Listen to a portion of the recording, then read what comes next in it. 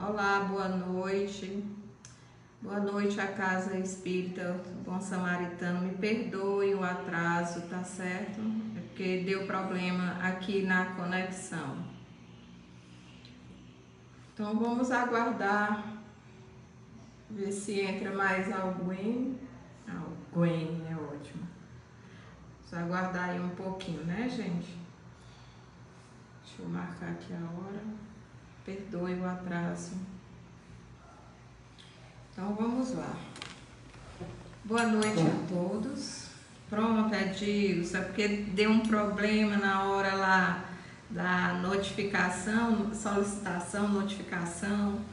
Aí a Rejane mandou agora e deu tudo certo, viu? Perdoe aí o atraso. Então vamos lá, né, gente? Vou começar aqui me apresentando.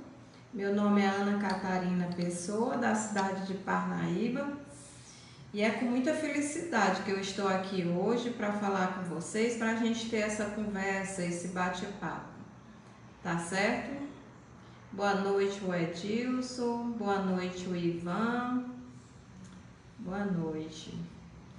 É um tema bem tranquilo. Se vocês quiserem fazer perguntas, eu sabendo responder, eu respondo, tá certo? Tô meio aqui avariada, como diz a história, porque já é a terceira live hoje. Então vamos lá. Eu escolhi esse tema, só um minutinho aqui. Me foi escolhido esse tema, Bem-aventurados aflitos, que é do Evangelho segundo o Espiritismo. Oi, Rejane, boa noite, querida. Perdoe-me o atraso, tá certo? Meu perdão mesmo. Então vamos lá.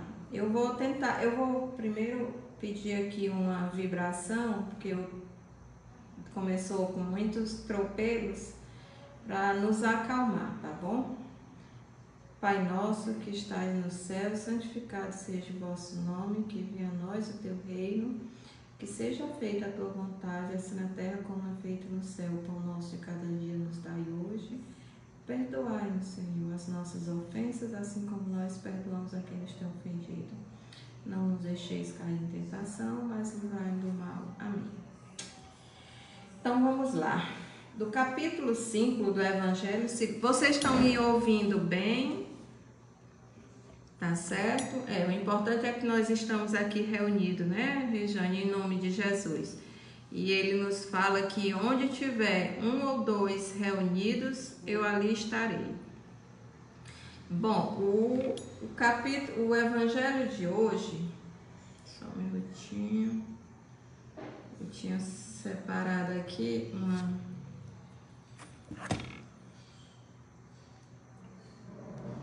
fala, capítulo 5, Bem-aventurados aflitos, justiça das aflições. Então, gente, esse evangelho, esse capítulo 5, que é Bem-aventurados aflitos, ele, bom dia, Lúcia, boa noite, Lúcia. Esse capítulo, ele é o mais longo do Evangelho segundo o Espiritismo. Ele só perde para o capítulo das preces. Então, ele, por ser longo, a gente já viu que se ele é bem-aventurados aflitos, então é porque nós precisamos. Então, no decorrer daqui, eu não vou poder especificar tudo. Eu estou só procurando aqui do Evangelho, um texto que eu separei bem aqui, muito interessante, de Gandhi, onde ele fala desses bem-aventurados aflitos. Mas, como é de praxe, né, a gente não encontra quando a gente mais precisa. E é porque eu tô ligada aqui em várias telas, viu, gente? Só um minutinho.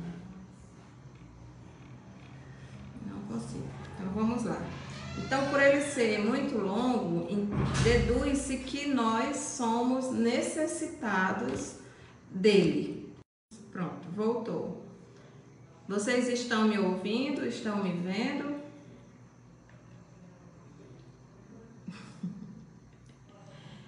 Eita, nós, gente.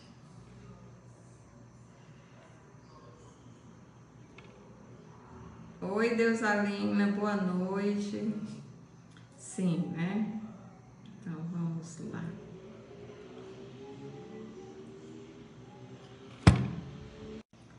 Voltou. Todos estão me ouvindo e me vendo? Só imagem, pronto, né?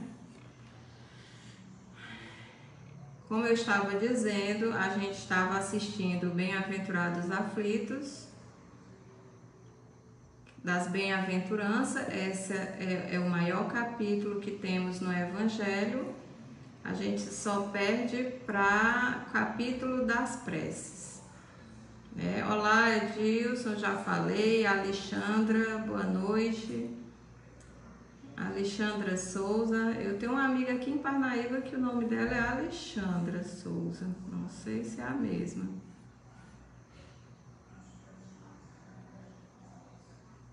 Também estou ajeitando aqui no YouTube para transmitir pelo YouTube também, para ficar gravado lá, para depois assistir.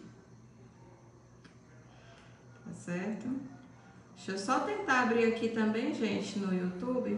Pronto, deu certo. Então vamos lá, gente. Eu gostaria de começar essa conversa falando sobre Kardec, né? Kardec fez um trabalho que faz todo sentido de estudo e de análise, de encadeamento das ideias, que não foi por acaso que Kardec nos trouxe o Evangelho. Se nós prestarmos atenção, nós temos toda uma base de leis, né? O primeiro capítulo do Evangelho, eu sei que vocês sabem, eu vou só recapitular aqui. O primeiro capítulo do Evangelho, segundo o Espiritismo, é: eu não vim destruir a lei. O segundo, meu reino não é deste mundo. Capítulo 3, capítulo 3, há muitas moradas na casa do meu Pai. O quarto, ninguém pode ver o reino de Deus se não nascer de novo. O quinto, bem-aventurados aflitos, que é esse hoje que a gente vai estudar.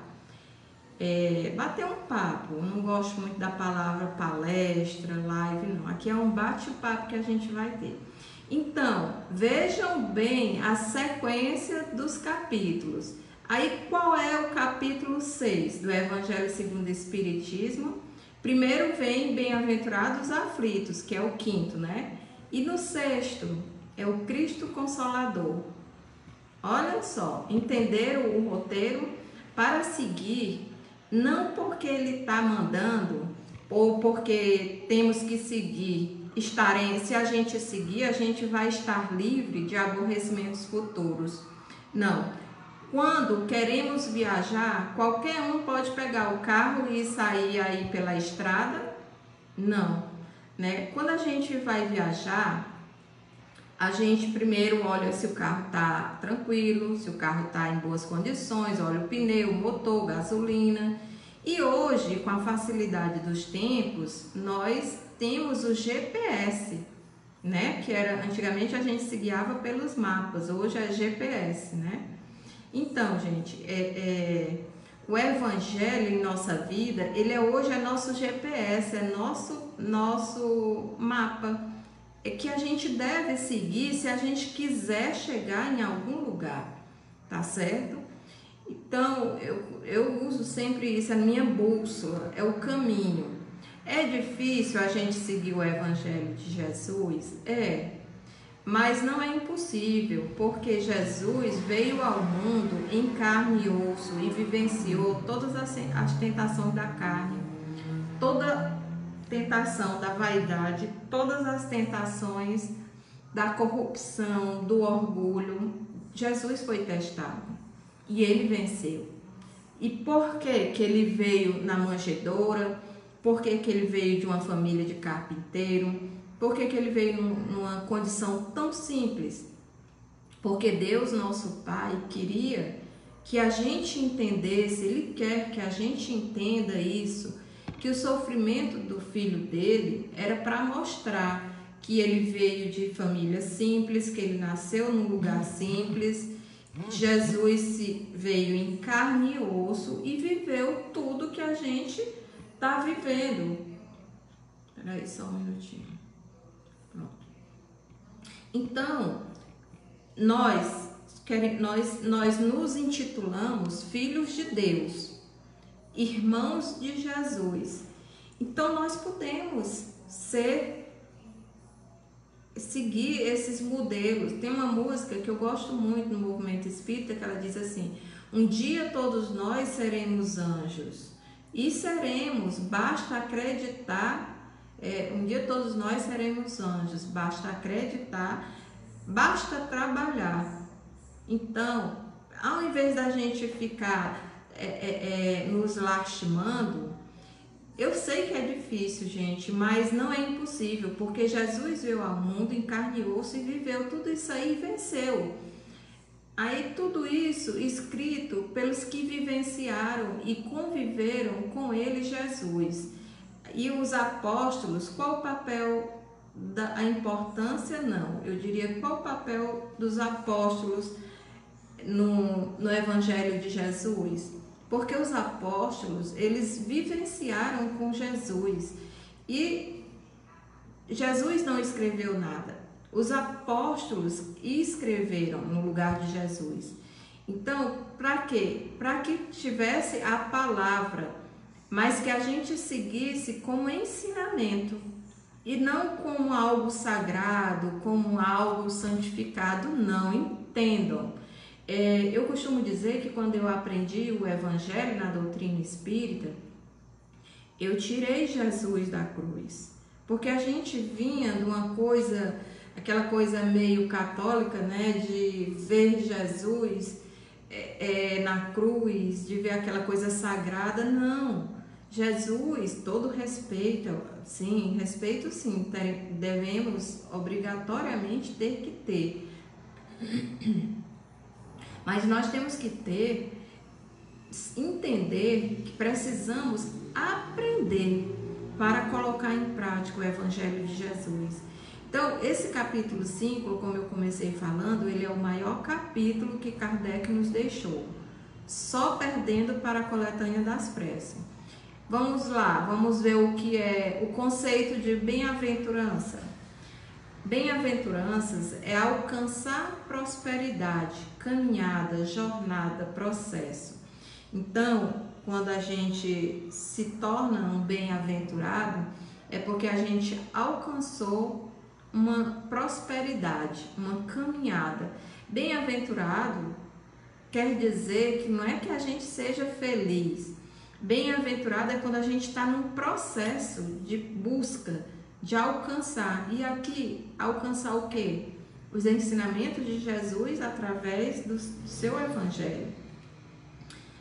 Tem um ensinamento de Gandhi que eu gosto muito, que ele diz assim: Gandhi nos ensina que não há caminho para a paz é o caminho.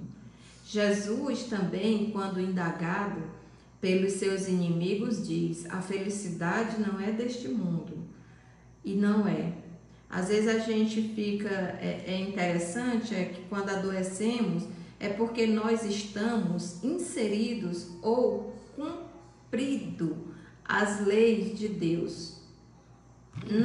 Não estamos cumprindo a lei de Deus. A psicologia, que a gente pode falar, a ciência, ela nos fala que nós temos nosso corpo, a matéria, nós adoecemos pela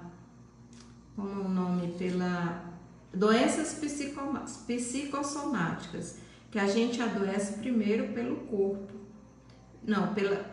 A gente adoece primeiro psiquicamente e depois vai para o nosso corpo, né? Por isso todo aquele estudo que eu não posso adentrar agora, porque a gente tem pouco tempo, sobre os chakras, né?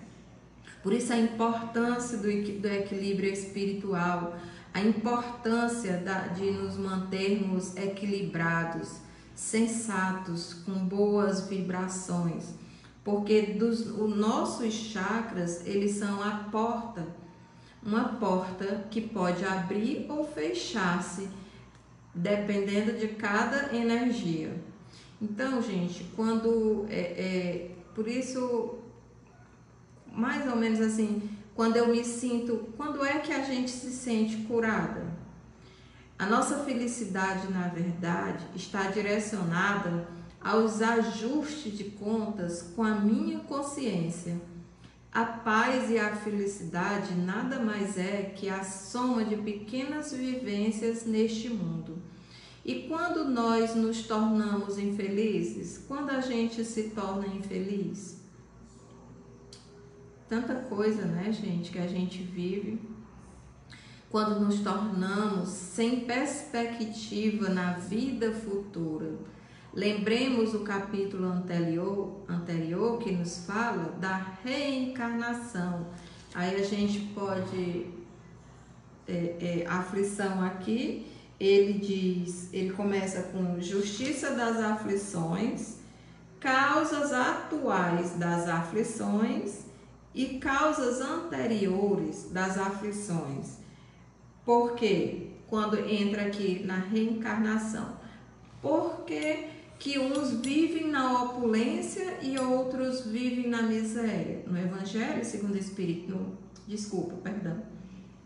no Livro dos Espíritos tem essa pergunta. Kardec fez essa pergunta aos espíritos. E o que eles responderam? Os espíritos responderam que no Evangelho de João, eu acho que é de João, que diz que na vida terás aflição, porém eu estarei contigo, né?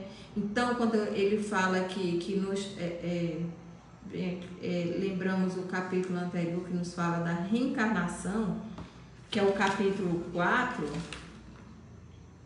que ninguém pode ver o reino de Deus se não nascer de novo, que diz causa anteriores das aflições. Por que anteriores? Eu, Ana Catarina, hoje estou aqui como Ana Catarina, mas eu costumo dizer que dentro dessa cabecinha aqui existe 5 criaturinhas, no mínimo, né? Porque segundo os estudos de André Luiz, ele diz que a gente, numa encarnação, a gente pode estar vivendo 5 ou 7 encarnações, até mais. Então, quando tem causas anteriores das aflições, aqui está falando de reencarnação. Mas eu sou uma pessoa boa, Ana, eu não faço mal a ninguém, por que tanto sofrimento? Uma criança que já nasce predestinada a um câncer, a uma cirurgia no coração, por que, meu Deus, essa criança sofre abuso sexual, etc. Aí a gente vai e busca na reencarnação. Agora eu vou falar aqui porque é estudo, mas não é legal a gente por exemplo, chega uma pessoa na casa espírita e diz assim, olha, fulano de tal ali está na cadeira de roda, já nasceu assim. Aí chega o outro e diz logo assim, porque ela maltratou, se jogou de cima de um prédio, é suicida, né? Muita gente vê a doutrina espírita como a boca das pessoas é reencarnação. E não é por aí, gente. A gente deve se limitar aos estudos, à hora do estudo. Quando uma pessoa busca ajuda, adentra a casa espírita, ela está buscando apenas uma consolação, porque somos uma doutrina consoladora, não é isso? Então, agora é importante estudarmos para compreendermos por que eu estou passando por tanta dificuldade nessa existência. Pode ser causas atuais ou das duas umas. Ana Catarina, ou eu fiz mal a alguém na vida passada, ou causas atuais das aflições, ou eu, até 10 anos atrás, eu devo ter feito besteira. Ainda hoje a gente faz, imagine, há 10 anos atrás. Eu costumo dizer que sempre nas minhas orações, quando eu vou pedir perdão a Deus, as minhas falhas, as minhas faltas, eu digo sempre para Ele que eu era ignorante, ainda sou. Hoje talvez fale mais alto, o meu egoísmo, o meu orgulho. Mas hoje eu já perdoo com mais facilidade por conta da doutrina, por conta do espiritismo, da minha autoavaliação, né? Porque não é permitido, mas porém não convém certas atitudes nossas com os nossos irmãos, né? Então está explicado aqui: causas atuais das aflições é quando eu faço alguma coisa errada nessa vida. Então, lei de plantar e de colher. E causas anteriores das aflições, que ainda vem um pacote de vidas passadas que eu tenho.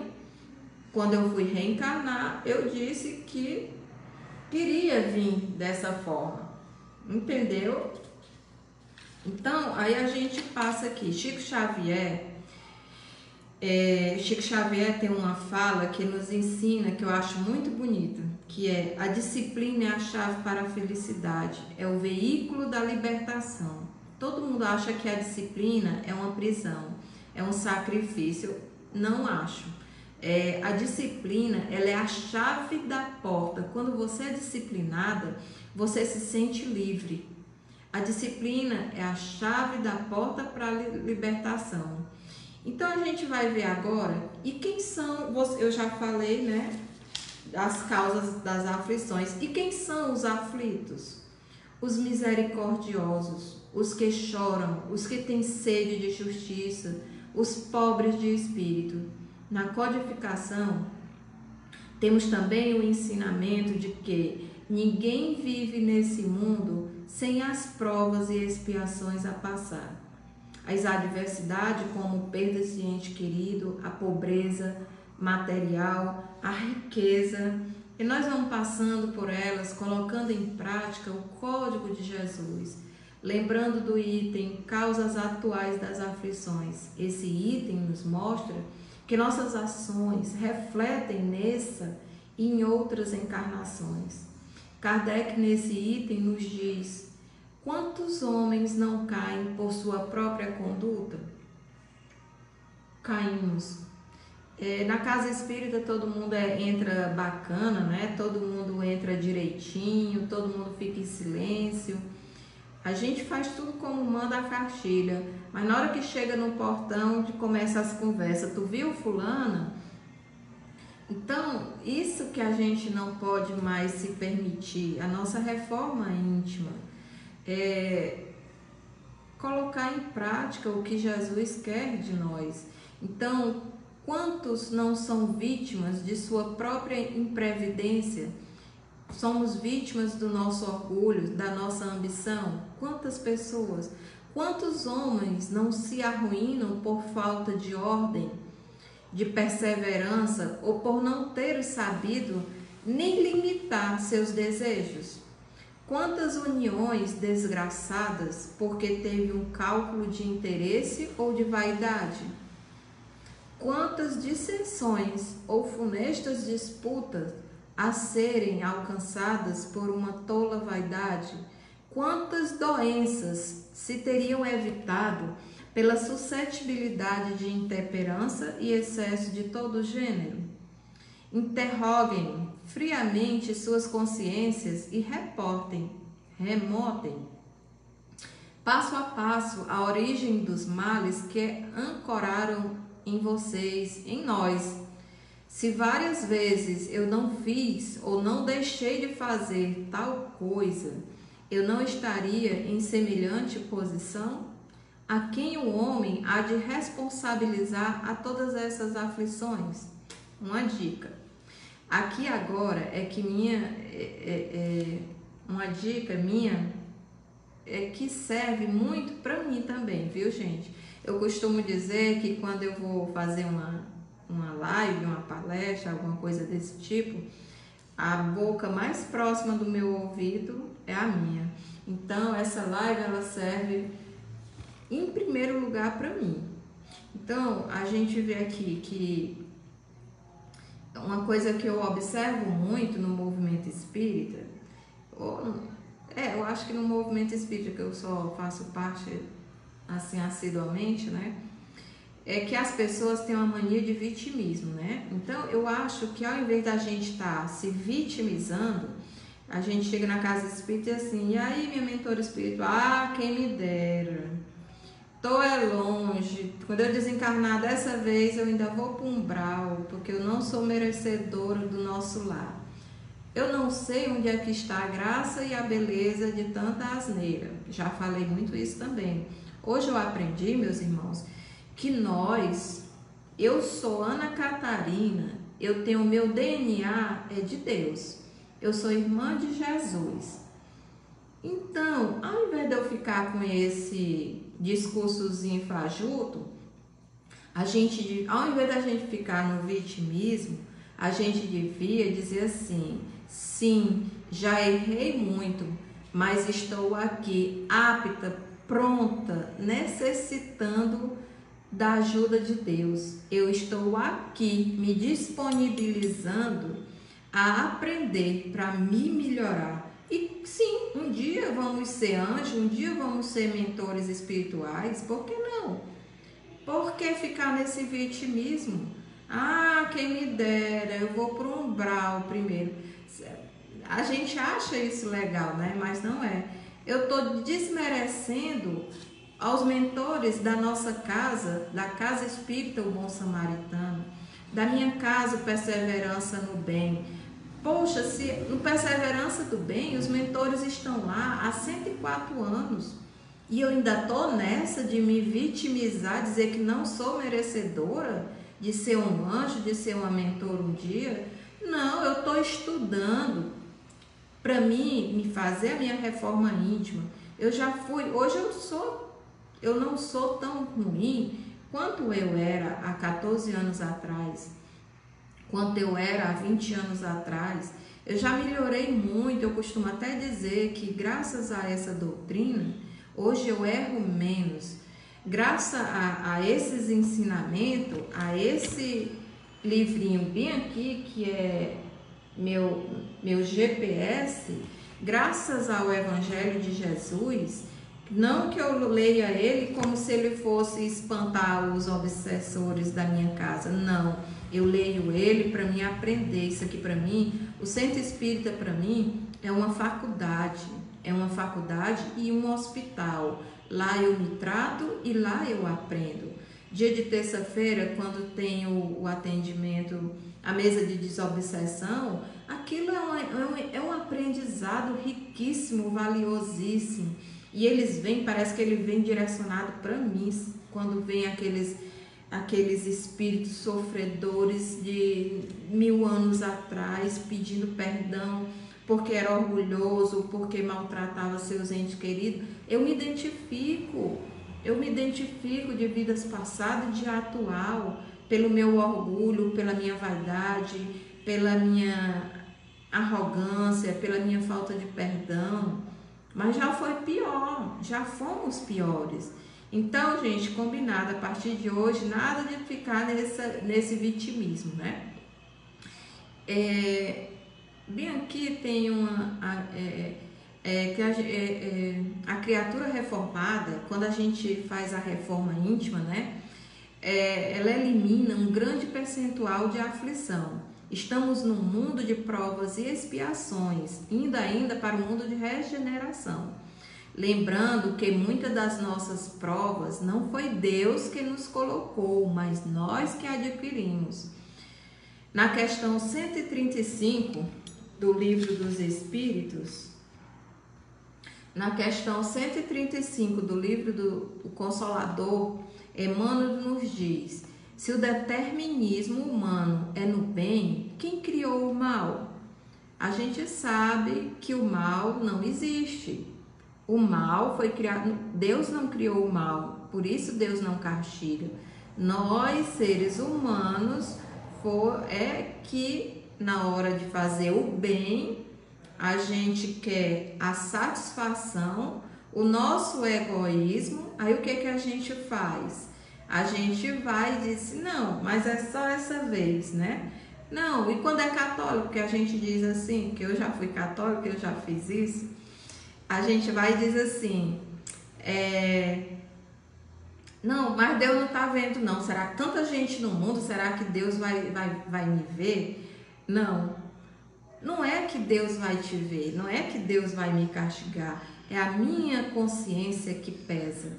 E lá nesse livro Consolador ele fala, né? O determinismo divino se constitui de uma só lei, gente, que é a lei do amor para a comunidade universal. Confiando em você mesmo mais do que em Deus, o homem transforma a sua fragilidade em forma de ações contrárias a essas mesmas essas mesmas leis, efetuando desse modo uma intervenção indébita na harmonia divina, eis o mal, cujo elo sagrado é a lei divina. Então, meus irmãos, bem-aventurados são aqueles que abandonam as carências do mundo e se entregam a Deus.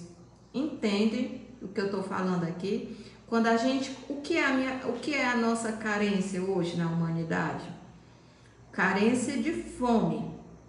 A gente tem, eu vou ser mais abrangente para a mulherada aqui, que eu vou me colocar no papel também.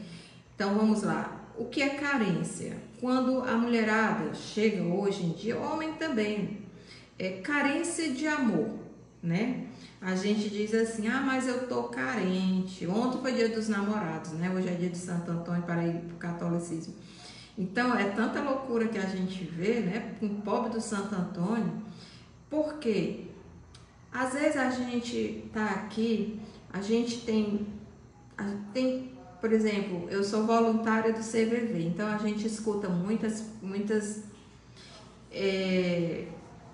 pessoas falando, abordando com ideação ao suicídio. Muitas pessoas cometem suicídio por conta de desamor. O que é o desamor?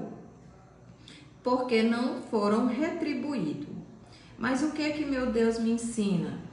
Se eu sou egoísta, amor a gente dá e não se pede em troca. Amor se dá. Lá na carta de Paulo aos Coríntios, né? Amor se dá, gente, amor não se pede. Agora, se eu quero ser amada, eu tenho que amar. Se eu quero ser respeitada, eu tenho que respeitar. Se eu quero uma pessoa, se eu estou do lado de uma pessoa que não faz carinho em mim, que uma pessoa que não é carinhosa, como é que eu vou ensinar essa pessoa a dar carinho? Eu vou dar carinho, eu vou ensinar. Se eu tenho meu marido, se eu quero que ele me ame, eu ensino ele a amar. Como? Amando. E assim é os filhos, é os bichos. Quando você pega um filhotinho de gato, ele chega brabo na sua casa, ele passa a noite chorando. Aí com o tempo você vai ensinando, vai dando a comida, vai cuidando dele. Daqui a pouco ele não lhe larga. Você ensinou o que para esse animal? Imagine nós que somos gente, entre aspas, né? Então, quando a gente quer, bem-aventurados são aqueles que abandonam as carências do mundo e se entregam a Deus. Vamos ter cuidado. Carência. Hoje nós vivemos num mundo muito egoísta, mas a gente devolve esse egoísmo com amor. E amor é quando eu estou plena de amor. Plena não se refere à beleza, não. Eu estou dizendo plena é quando eu faço a minha reforma íntima, e dessa reforma íntima eu aprendi que eu não preciso do externo para me completar. Eu já sou a lei divina, eu tenho o DNA de Deus, eu sou completa. Então eu tenho que doar tudo que eu já tenho, mesmo que pouco. Não fala aqui de matéria. Então, a aflição, ela é o meio de buscar a Deus, porque na maioria das vezes nós só buscamos Deus quando estamos em dificuldade. Quando estamos plenos e absolutos, não lembramos de Deus. Verdade, né, gente?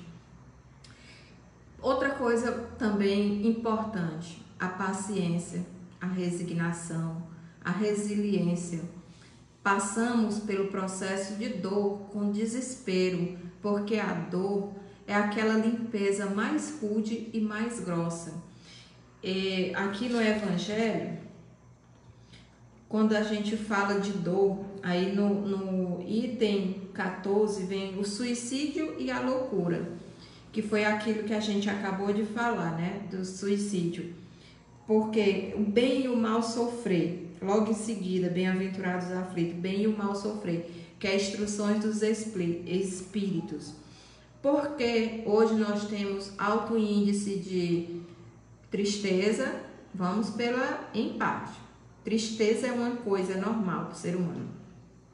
Aí nós temos a tristeza, a angústia, em seguida vem a angústia, depois vem a depressão e o suicídio.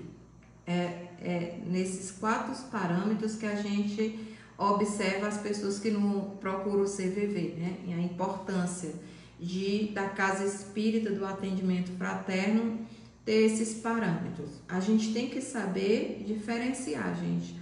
O que é tristeza é normal, a humanidade sempre houve tristeza. É normal, eu não posso estar todo dia 100% feliz. Até porque felicidade são momentos que nós temos. Então, depois da tristeza vem a angústia. Aí a angústia já é aquele processo mais demorado que me tira um pouco assim o sossego. Depois da angústia vem a depressão. A depressão, ela já me limita, ela já me deixa mais deitada, aquele sono que não é sono, aquela apatia, aquele zeramento. E ter cuidado, porque aquelas pessoas que ficam mais tempo deitada, mais tempo trancado, a gente tem que observar nossos filhos, adolescentes.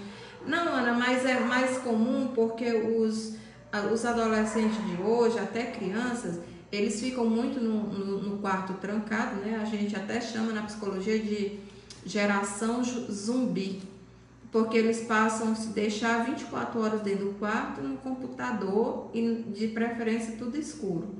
Gostam de roupas pretas, mas a gente tem que ficar atento a nossos jovens quando começarem a demonstrar esse tipo. Se eles não querem sair, entra no quarto do jovem, dos seus filhos, do seu sobrinho, entra, fica lá deitado, abre a cortina, abre a janela, conversa um pouco, puxa assunto.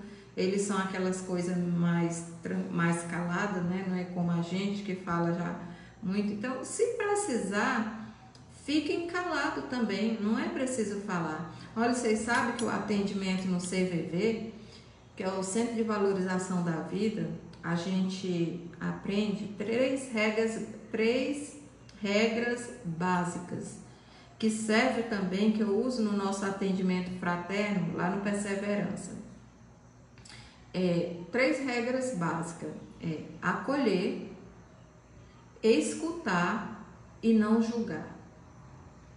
Acolher, sempre que você vê uma pessoa em busca de ajuda, acolha, sabe? Eu tô aqui. Não se precipite em querer dar conselho. A pessoa que está aflita, ela está precisando só desabafar. Só.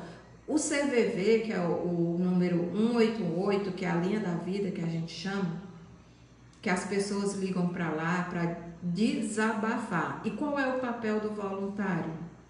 Acolher, não julgar, acolher, não julgar. Ei, gente, acabei de falar o terceiro aqui e esqueci. Já eu lembro de para vocês. Então é isso, acolher. Ana Catarina, mas eu vou trabalhar com morador de rua, o morador de rua é ignorante, tudo, não. Gente, eles são irmãos que não tiveram a oportunidade que nós tivemos. Então, o que a gente faz? Primeiro lugar, acolher. Mas quando a gente acolhe um morador de rua, um irmão no farol, um dependente químico, a gente escuta. Quando a gente dá a nossa escuta fraterna, a gente não se precipite em querer falar, dar conselho, não funciona. Conselho não funciona. Acolhimento. Isso que você vai fazer no quarto do seu filho, que passa o dia trancado na escuridão, na crise existencial, que é normal devido aos hormônios e tudo, o que a gente faz? Entra no quarto, como quem não quer nada, fica por ali, puxa a conversa, se não rolar a conversa, fica lá, assiste um filme com ele, come pipoca e por aí vai. Então, do suicídio à loucura, que eu já falei, que faz parte das bem-aventuranças também, né? O bem e o mal sofrer. Quando o Cristo disse, bem-aventurado os aflitos, que deles é o reino dos céus. Deus não manda, até nessa passagem do Evangelho, que eu vou ser breve aqui, ele diz que Deus não manda o militar não é enviado ao campo de batalha, não fica contente porque o repouso da retaguarda no acampamento que ele proporciona a promoção. O militar, ele só fica feliz quando ele vai para o campo de guerra, porque ele quer participar. E assim somos nós com as nossas aflições. A dor é uma bênção que Deus envia a seus eleitos. Acatar a dor, esperança e humildade, mas sem olhar para trás, sempre com a perspectiva do novo recomeço. Recomeçar. Eu acho tão bonito isso. Tem uns quadros de Jesus, que é aquele Jesus misericordioso. É um que ele está com as mãos assim para baixo, saindo luzes da mão dele. Aquele quadro ali, ele é chamado de Jesus misericordioso. Por quê? Porque Jesus, se eu errar hoje, involuntariamente ou voluntariamente, eu errando hoje, daqui a 5 minutos, Jesus, nossos anjos de guarda, nossos mentores espirituais, eles vão estar do nosso lado, estendendo a mão para nos levantar do nosso erro, da nossa queda. Jesus misericordioso, Jesus, ele tem misericórdia de nós. O importante é não permanecer caído, é não permanecer na ignorância. O importante é a gente recomeçar. O recomeço é que é importante. Não podemos parar e nem desistir da vida, porque a vida é um dom de Deus. Aqui nós sabemos de várias coisas que quando a gente perde um ente querido, a importância dessa doutrina consoladora em nossa vida, porque a doutrina, o Evangelho de Jesus, ele é consolador, a doutrina espírita é doutrina consoladora, porque eles nos consola verdadeiramente. Quando a gente tem a perda de um ente querido, é tão mais fácil, eu não estou dizendo que nos ausenta da dor ser espírita, mas é bem mais fácil sofrer com a doutrina espírita. No caso de perdas de ente querido, a importância da doutrina espírita, eu acho que vocês devem ter noção disso, né, gente? A importância dessa doutrina consoladora. Então, a dor é uma bênção que Deus envia aos seus eleitos, acatar a dor na forma de esperança e de humildade, mas sem olhar para trás, sem a perspectiva do novo recomeçar. A gente, já chegando aqui às considerações finais, que a gente tenha a fé de Jó. Eu gosto muito daquela passagem de Jó, sabe? Que a passagem de Jó é aquela história, eu vou tentar ser breve, que Jó era muito temente a Deus, Jó sabia tudo de Deus, né? E que um santo e o diabo foram conversar. Isso é uma metáfora, tá, gente? O santo, Deus e o diabo fizeram uma aposta. E nessa aposta, o diabo diz assim: eu quero ver tu ser tão bom, Deus, se tu conseguir, eu quero ver um filho teu resistir tanto a teus ensinamentos. Aí ele disse: eu tenho um filho ali que você pode atentar ele, que ele vai continuar temente a Deus. Aí ele foi: quem é o diabo? Aí Deus falou: é Jó. Aí o diabo foi atrás da casa do Jó. Chegou lá, aí Jó começou a conversar com o diabo, né?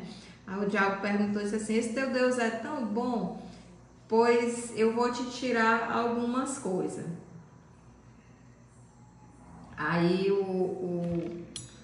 Jó pegou. Peraí, só um minuto, gente.